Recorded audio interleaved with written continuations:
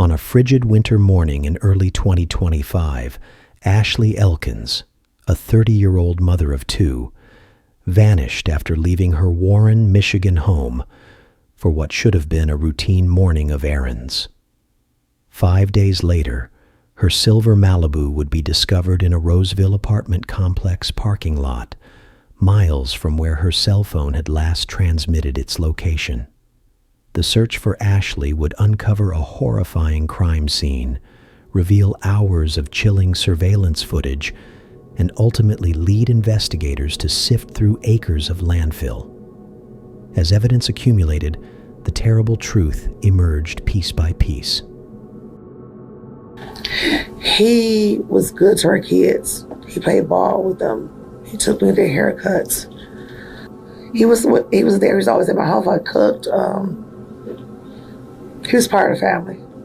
So I'm just really shook that he would do something like this. I'm here to walk you through one of Michigan's most disturbing recent cases, a story of trust betrayed, violence concealed, and a family's desperate search for answers. The last ordinary moments of Ashley's life began on New Year's Day. She celebrated at a downtown Detroit casino with one of her sisters, ringing in 2025 surrounded by lights, music, and possibility. At midnight, she called her mother Monica to share the moment. The next day, Ashley prepared a traditional Southern meal, collard greens, black-eyed peas, and pork, and delivered a plate to Monica, a simple gesture that would become unbearably significant. Thursday, January the 2nd, started unremarkably. Ashley told her younger sister she'd be gone briefly to run errands, leaving her two sons, ages 7 and 10, in her sister's care. At approximately 8 that morning, surveillance cameras captured Ashley pulling into a 7-Eleven, purchasing items, and driving away in her newly acquired silver Chevy Malibu. The car lacked license plates. She'd only recently bought it. Shortly afterward, cameras at Hampton Court Apartments in Roseville recorded her vehicle entering the complex. Ashley stepped out, carrying a coffee cup, and walked purposefully toward one of the buildings before disappearing from view. That apartment belonged to her ex-boyfriend, 32-year-old DeAndre Booker.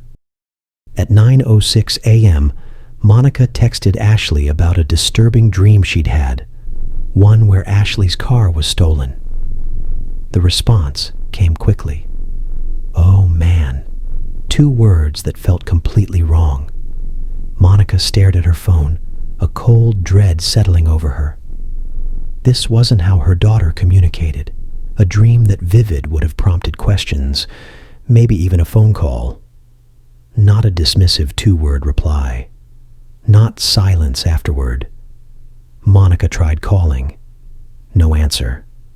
She sent more texts. Nothing. The silence stretched from minutes into hours, transforming concern into certainty that something terrible had happened. Meanwhile, the apartment complex cameras continued their mechanical documentation of events unfolding in real time. At 12:33 p.m., the same surveillance system captured Ashley's gray Malibu still parked in the Hampton Court lot. 2 figures approached, a man and a woman. The woman slid behind the wheel while the man took the passenger seat. 2 minutes later, they drove away, turning left and vanishing into afternoon traffic. The man wore distinctive clothing, a dark puffy jacket with light brown fur around the hood, a black skull cap with a visible white tag, ripped dark jeans, and what appeared to be dark boots. His movements seemed deliberate, unhurried. By 2:59 p.m., he returned alone. Ashley's car was gone. This time he carried a large yellow cardboard box, walking directly to the complex dumpster. He lifted the lid, deposited the box inside, closed it, and walked back toward the building. Monica, unable to reach Ashley by phone, made a decision. She drove to the apartment complex, parked, and approached the entrance. She pressed the buzzer repeatedly, called out Ashley's name. No response. The building remained silent, its secrets locked inside. As darkness fell, Monica's desperation peaked. Around 8 o'clock that evening, she contacted police to report Ashley missing. An officer arrived at Ashley's Knox Avenue residence in Warren about an hour later. Surrounded by worried family members, Monica voiced what everyone feared. Ashley's ex-boyfriend, DeAndre Booker, might be involved. They knew he lived somewhere in Roseville, but couldn't provide his exact address or even his last name. The officer immediately began investigating. He accessed the regional license plate reader system, searching for Ashley's vehicle. The problem was immediate. No rear plate meant the car was essentially invisible to the system. Cell phone location data proved more helpful. Every ping from Ashley's phone pointed to the same area near 11 Mile and Gratiot in Roseville, precisely where DeAndre lived. The officer drove to the complex 3 times that night. Each visit produced the same result: darkness, silence, an unanswered door. But surveillance cameras never sleep, never blink, never stop recording. At 11:17 p.m., the parking lot camera captured the same distinctively dressed man returning from Eastgate Shopping Plaza. He wasn't carrying purchases. Instead, he wandered through the lot with strange aimlessness before returning toward the apartments, pushing an empty shopping cart, its wheels clattering against pavement. 29 minutes later, at 11:46 p.m., he reappeared carrying what looked like a large pink bag. He walked to the dumpster, lifted the lid, deposited it inside, and disappeared once more. Something had changed. Earlier, his footwear had been dark. Now he wore white-soled sneakers. Everything else remained the same: the fur-trimmed jacket, the ripped jeans, the black hat. Only the shoes were different. As Thursday became Friday, the clock ticked past midnight into January 3rd. Temperatures dropped, streets emptied. Most of Roseville slept peacefully, unaware of what was transpiring in their neighborhood. At 4:01 a.m., cameras captured him again, this time carrying what appeared to be a large black garbage bag with a shiny surface. He walked toward Hampton Court's dumpsters but didn't stop, continuing instead to the neighboring Colonial Apartments parking lot. The complexes in this area sit tightly clustered: Hampton Court, Colonial, and Huntington Manor, separated only by narrow lots and chain-link fencing. At 4:03 a.m., Colonial's camera picked him up. He still carried the black bag, walking directly to their dumpster. He peered inside briefly, then lifted the lid and dropped it in before retracing his route. At 4:35 a.m., everything changed. He returned with the shopping cart, but it was no longer empty. Inside lay something large, draped beneath a pale sheet. The shape was unmistakable, bulky, awkward, heavy. A residential Ring doorbell captured what happened next. Its timestamp read 4:44 a.m. The man pushed the cart along the sidewalk, his pace steady and controlled. But this camera recorded more than images. It captured sound. The metallic rattle of wheels echoed through pre-dawn silence, each crack in the pavement amplified by the stillness. He started in one direction, then abruptly changed course, steering toward Eastgate Shopping Center. He navigated through Colonial's parking lot, but encountered a problem: a tall chain-link fence blocking access to the shopping center and its dumpsters. At 4:48 a.m. he stopped, then turned the cart around, searching for another route. Colonial's parking lot camera captured his solution. He pushed the cart past a white sedan toward an opening in the fence. Beyond that opening sat Huntington Manor's dumpster, a large industrial container with a white identification tag and a security light casting a small circle of illumination. From the camera's distance, he became merely a shadow moving within that pool of light. But the cart remained visible, and so did its contents, that large white shape beneath the sheet. Near the dumpster, the shape suddenly dropped toward the ground. The movement seemed heavy, as if whatever had been inside had fallen or been lowered. He remained at the dumpster for nearly 5 full minutes, moving in the darkness, struggling with something unwieldy. When he finally moved away, the cart was empty. He abandoned it and took off on foot toward Motor City Pawn Shop. That business's camera captured him passing through quickly, alone, disappearing into early morning. Dawn arrived. Roseville woke up. By Friday morning, January 3rd, Ashley had been missing over 24 hours. A BOLO had been issued for Ashley, her vehicle, and DeAndre Booker, but answers remained frustratingly elusive. Monica couldn't wait for others to find her daughter. That maternal instinct, the same sixth sense that had warned her something was wrong, now drove her back to DeAndre's apartment twice more. Once in the morning, once in the afternoon. Both visits ended identically. Silence, locked doors, mounting dread. At 3:22 p.m., surveillance captured Monica's car entering Hampton Court's lot. Ashley's sister Anaya and best friend Leon accompanied her. Monica approached the building and pressed the buzzer. This time, someone inside, not DeAndre, buzzed them in. They navigated the hallway to DeAndre's apartment and knocked. Unexpectedly, the door swung open. They stepped inside cautiously. The apartment felt still, empty. Monica checked a bedroom. Anaya searched the hallway. Leon glanced toward the bathroom. No sign of Ashley anywhere. During the search, Leon noticed a phone and picked it up, taking it when they left. She would later turn it over to police, though her explanation about finding it outside rather than inside the apartment would prove inconsistent. Monica never reported entering the apartment. Perhaps she feared complicating the investigation. But she knew something investigators didn't yet fully grasp. Ashley's phone had last pinged at this exact location. She could see it on Find My iPhone, that digital marker hovering accusingly over DeAndre's address. The next day, January 4th, Monica received a text from an unknown number claiming Ashley was being held at a house on Eileen Street in Detroit. Hope surged through her. She immediately called police, then drove there herself. Officers responded, conducting an exterior search. They looked through windows, checked the perimeter, knocked on doors.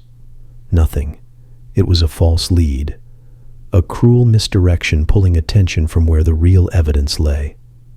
On January 7th, detectives returned to Hampton Court with a specific purpose: search the dumpsters. They'd reviewed surveillance footage dozens of times, watching that grainy footage of a man making repeated trips in darkness, carrying bags, pushing a cart with something large hidden beneath a sheet. One clip particularly stood out, the 4:35 a.m. footage showing the shopping cart with its mysterious cargo. In that footage, something appeared to hang from beneath the sheet, something disturbingly reminiscent of an arm. Detectives watched as the shadowy figure pushed the cart toward Huntington Manor's dumpster, then struggled in darkness for 5 agonizing minutes. The movement pattern suggested someone trying to lift something heavy into a container with a side-sliding door. The effort seemed consistent with one terrible possibility: moving a human body. When investigators opened the dumpster they'd marked with yellow evidence tape, they found what they'd feared: a dark stain at the bottom, a partially coagulated pool that looked unmistakably like blood. That same day, investigators shifted focus to the apartment itself, returning with warrants and forensic equipment. plumber was summoned to remove drains from multiple locations: the kitchen sink and disposal, the bathroom sink, and the bathtub. Inside the bathtub drain, they made discoveries that transformed suspicion into certainty. First, a silver hoop earring, small, delicate, ordinary. Second, a clump of hair caught in the pipe's curves. Third, and most damning, a bullet fragment. Small, metallic, irrefutable evidence of violence. Water samples were meticulously collected from each drain and sent for DNA analysis. The results would confirm everyone's worst fears. With sufficient evidence to establish probable cause, investigators began hunting for DeAndre Booker. But he'd fled Roseville shortly after Ashley's disappearance, traveling north to Flint, where he'd sought refuge at a home on Rainbow Lane belonging to a woman named Brandy, described alternately as a girlfriend or ex-girlfriend. Detectives obtained a search warrant for the residence. When they arrived, Brandy cooperated without hesitation. Inside, they discovered the very items they'd been seeking: a dark puffer jacket with distinctive brown fur trim, dark jeans ripped at the knees, and sneakers with white soles. The clothing bore what appeared to be dried blood. Every detail matched surveillance footage perfectly: the jacket, the jeans, even the sneakers that had mysteriously replaced his earlier dark boots. They also found a receipt for a pistol DeAndre had recently purchased. He wasn't arrested that day. Police were methodically building their case. The following day, detectives moved in. They arrested DeAndre Booker and seized his cell phone, a decision that would prove devastating to any claim of innocence. When forensic technicians extracted data from DeAndre's phone, they uncovered a digital diary of premeditation. His Google search history revealed a chilling progression: January 5th, 3 days after the murder. What happens to trash after it's picked up? He was wondering about dumpsters, garbage trucks, landfills, whether what he'd hidden would stay hidden. Individually, these searches might raise eyebrows. Together, they formed an undeniable pattern: planning, execution, attempted cover-up. Textbook premeditated murder. Detectives also theorized, based on phone data and app receipts, that DeAndre had summoned an Uber in the early morning hours of January 3rd. A digital record placed the pickup near Motor City Pawn Shop, the same location where surveillance had captured a figure on foot just before 6 a.m. The ride took him to Flint, where he remained until police located him days later. Back at DeAndre's apartment, investigators made another critical discovery: the gun itself, tucked underneath the living room couch. It was registered in DeAndre's name. Ballistics testing would later confirm it matched the bullet fragment pulled from the bathtub drain. Meanwhile, forensic analysis of blood samples from both the apartment and dumpster came back conclusive. The DNA matched Ashley Elkins. The story of how police first entered DeAndre's apartment added another layer to the investigation. On January 4th, DeAndre himself had called Roseville police, reporting a possible break-in. He claimed someone had entered his unit while he was away. Officers arrived to find the door unlocked and slightly ajar. They let themselves inside and immediately sensed something wrong. The apartment reeked of bleach, a sharp chemical smell that burned nostrils and clung to every surface. On the sofa sat a pair of yellow rubber gloves, abandoned. A laptop and headphones remained in plain view, suggesting nothing of value had actually been stolen. But the bathroom stopped them cold. 2 bleach bottles sat prominently displayed, one on the counter beside the sink, another on the floor next to the bathtub. The shower curtain was missing entirely. The bathtub's drain plug lay in the center of the tub. When officers looked closer, they saw small items lodged just inside the drain. Using tweezers, the responding officer carefully extracted debris, hair, and clinging to that hair, remnants of a blood-like substance. Then they saw the spatter. Small droplets marked the tiles around the bathtub, the baseboards, the floor, and the back of the bathroom door. Each one told a story of violence, quick, chaotic, deadly. The spatter extended beyond the bathroom. Officers found similar patterns on the hallway closet door and walls. Someone had attempted to clean, but blood is persistent. It seeps into grout, absorbs into porous surfaces, hides in unexpected places.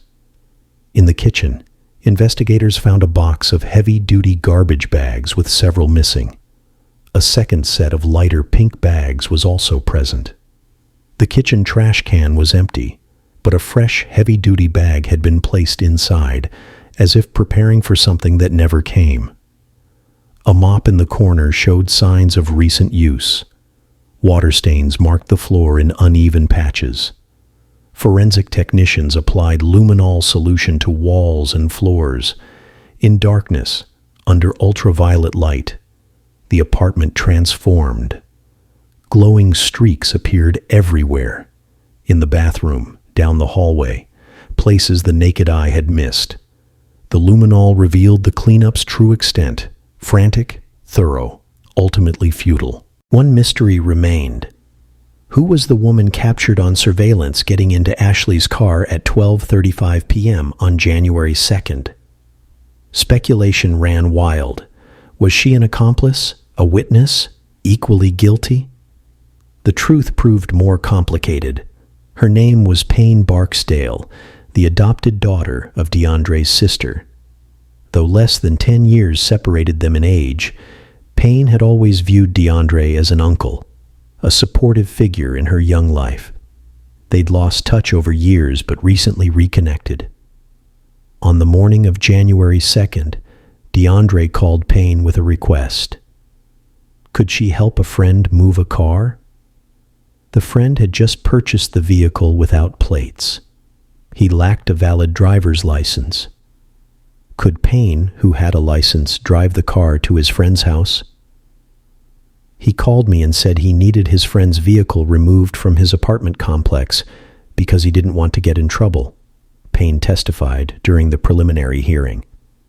He said the cops were hot in that area, and me having a license meant I wouldn't get in trouble if pulled over. Payne agreed. DeAndre ordered an Uber to bring her to his complex. When she arrived, he walked her to Ashley's gray Malibu. He took the passenger seat. Payne got behind the wheel. It was a co-worker, DeAndre had explained. A male co-worker. He went to his house, and the car wasn't registered, so it didn't have plates. He just bought it, and didn't have a license. Payne followed DeAndre's directions to another complex several miles away. He instructed her to leave the keys on the front seat. Before calling another Uber, he grabbed a bag from the car and walked to a nearby dumpster, disposing of it while Payne waited. The final stop was a beauty supply store. Surveillance captured the Uber pulling into the parking lot. Payne exited and entered the store while DeAndre remained in the vehicle. He'd asked her to pick up a couple of items. Investigators believe this stop served a dual purpose. While Payne shopped, DeAndre powered on Ashley's cell phone, causing it to ping at the beauty supply store rather than his apartment. Another layer of misdirection, making it appear Ashley had been alive and shopping hours after she'd actually been killed. During the car ride, DeAndre had asked Payne a seemingly casual question. If you turn a phone off, will anyone still see your location? Whatever location the phone was at before it was turned off, yes, Payne answered. Then he asked if they could share their locations with each other, a request Payne found odd but didn't question at the time. Looking back, every detail took on sinister significance. Payne had been manipulated, used as an unwitting pawn in a murder cover-up. She had no knowledge of what had transpired in that apartment. No idea that the car she'd driven belonged to a woman who would never drive it again. While DeAndre sat in jail, investigators faced a grim reality. They had overwhelming evidence of murder, but they didn't have Ashley. Without her body, the case could still be prosecuted, but closure for the family remained impossible. Detectives traced Roseville's garbage collection system. Trash from Huntington Manor's dumpster, where the man in surveillance footage had struggled for 5 minutes in pre-dawn darkness, was taken to a transfer station on Groesbeck Highway. From there, it was loaded onto larger trucks and transported to Pine Tree Acres landfill in Lenox Township. Pine Tree Acres is massive, over 370 acres of compacted garbage accumulated over decades. Finding anything specific would be extraordinarily difficult. But investigators had one advantage. Knowing approximately when trash had been collected allowed them to narrow the search to a specific section. Beginning January 13th, officers from 15 law enforcement agencies converged on the landfill. They cordoned off a targeted area measuring 6.5 acres, still enormous but manageable compared to the full site. For 5 straight days, investigators worked in teams, sifting through garbage 2 inches at a time.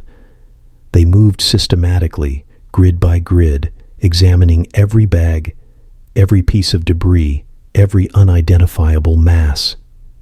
The smell was overwhelming. The work was exhausting. They persevered.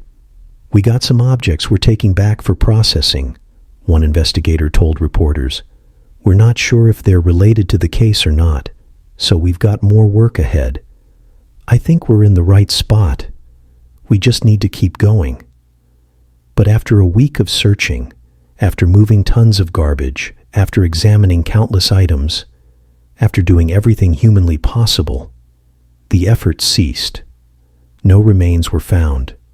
Ashley's body, if it had ever been there, was either deeper than they could reach, had decomposed beyond recognition, or was lost in the sheer volume of waste. The landfill search ended without the closure everyone hoped for.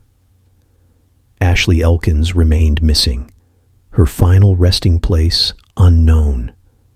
For Monica, this was the cruelest twist. Police believe DeAndre didn't dispose of Ashley's body until approximately 5 a.m. on January 3rd. When DeAndre Booker appeared for his preliminary hearing, something was immediately wrong. The judge offered him a seat, standard courtesy extended to every defendant. DeAndre didn't respond, didn't nod, didn't acknowledge the question. Instead, he remained standing, perfectly still, his eyes fixed forward in an unsettling, unblinking stare. "Mr. Booker, I was told earlier that you did not want to sit," the judge said, her voice measured. "You can sit if you wish, but if you don't want to, you can stand." Silence, no response. Prosecutors later argued DeAndre's behavior was calculated intimidation. He stood motionless while Ashley's mother sat in the gallery, reliving the worst moments of her life through testimony and evidence. He stared. He didn't blink. He made himself impossible to ignore. The following day, his behavior escalated dramatically. DeAndre refused to get dressed for court, refused to leave his cell. When jail officers attempted to transport him, he erupted in uncontrolled outburst, screaming, cursing, making communication impossible. The judge attempted to address him via video link from his cell. "DeAndre Booker, this is the judge," she said clearly. "I want to inform you that you have a right to be present in court.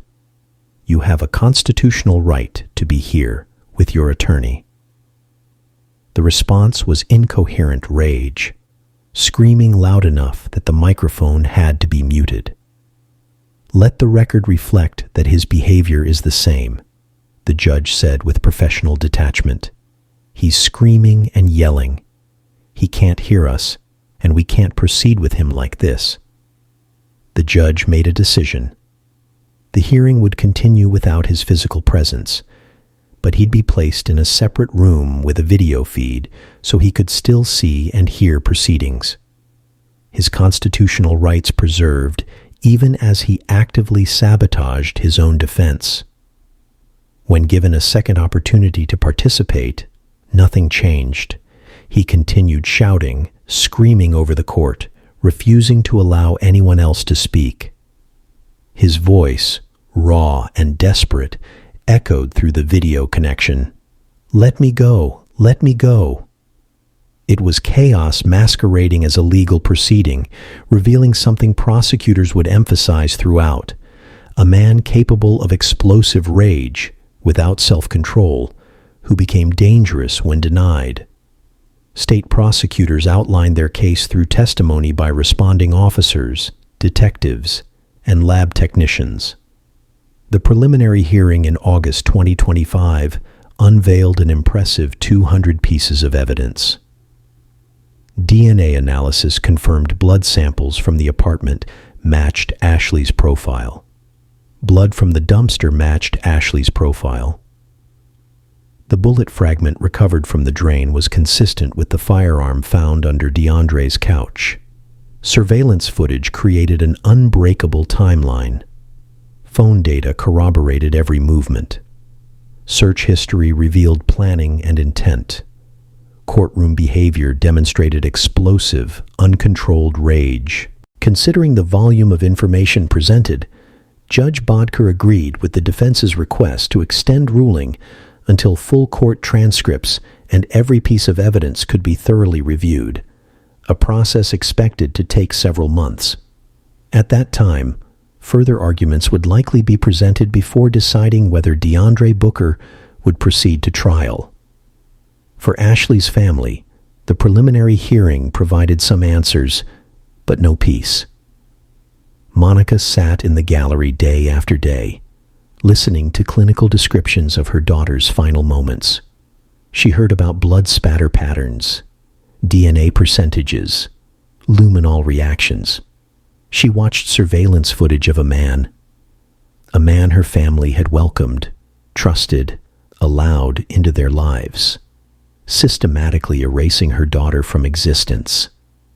Ashley's two sons, ages 7 and 10, were now without their mother. The boys who had played basketball with DeAndre, gotten haircuts from him, trusted him as part of their extended family, would grow up knowing he had stolen their mother from them. The relationship between Ashley and DeAndre had once seemed promising. They'd been together approximately a year, during which he'd integrated into her family. He attended holiday gatherings, helped with the boys, became someone they trusted. Then they broke up the previous September, and Ashley consciously distanced herself. When he called, she didn't answer.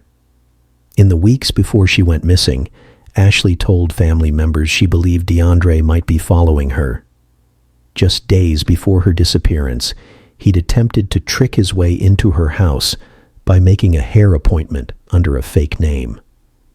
Ashley ran a hairstyling business from home. When he arrived claiming to be a client, she realized who it was and turned him away.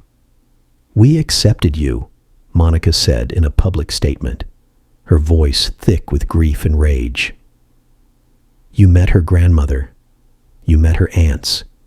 You met all her father's side of the family. You were good to those boys. You kept them sometimes when she had to run errands. You played ball with them. You took them to the park. Didn't you think about how this would affect them? The ones you got haircuts for? The ones you kept? The ones you played with?" A GoFundMe page was established to create a trust fund for Ashley's sons, providing financial security as they navigate life without their mother. The community rallied around the family, offering support in whatever ways they could. But no amount of money, no words of comfort could fill the void Ashley left behind. DeAndre Booker's past came to light during proceedings. A veteran of the U.S. Army, he'd gone AWOL in 2017 and was later less than honorably discharged. State prosecutors revealed prior counts of both larceny and fraud. The 32-year-old was unemployed at the time of his arrest. DeAndre Booker awaits trial, held on multiple charges including first-degree murder. The evidence against him is overwhelming. Surveillance footage, DNA analysis, digital records, forensic evidence, witness testimony. Prosecutors believe they have an airtight case, but one question remains hauntingly unanswered. Why? What motivated this violence?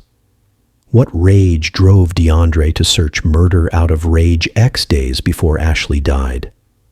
They'd broken up months earlier. Ashley had moved on, focused on her sons and her business. She avoided his calls, distanced herself from him. Was rejection, that most common of human experiences, sufficient reason to plan and execute murder? Or was there something else? Some perceived slight, some imagined betrayal, some festering resentment that twisted inside him until it erupted into violence. The fake hair appointment suggests obsession. The search history suggests premeditation. The surveillance footage suggests methodical execution. But the underlying motive remains unclear. Perhaps DeAndre felt entitled to Ashley, unable to accept that she'd chosen to end their relationship. Perhaps he viewed her independence as a personal affront. Perhaps his ego couldn't tolerate being rejected, replaced, or forgotten. We may never know the complete answer. DeAndre has offered no explanation, no confession, no moment of remorse or clarity. He screamed in court, refused to participate, maintained silence about the most fundamental question. Why did you take Ashley Elkins from her children? What we do know is this. On January the 2nd, 2025, Ashley Elkins walked into an apartment and never walked out. Her sons lost their mother. Her family lost a daughter, sister, and friend. Monica's intuition had been right from the beginning. That strange text message, that feeling that something was wrong, she'd known. She'd driven to that apartment repeatedly, desperate to find her daughter. She'd been there while Ashley's body was still inside, separated by walls and locked doors from the truth she sensed but couldn't prove. She was there and I was there, but I was just too late to save her, Monica said in a Facebook Live video. It's heartbreaking to consider she might be right. Hours made the difference between life and death, between recovery and eternal absence.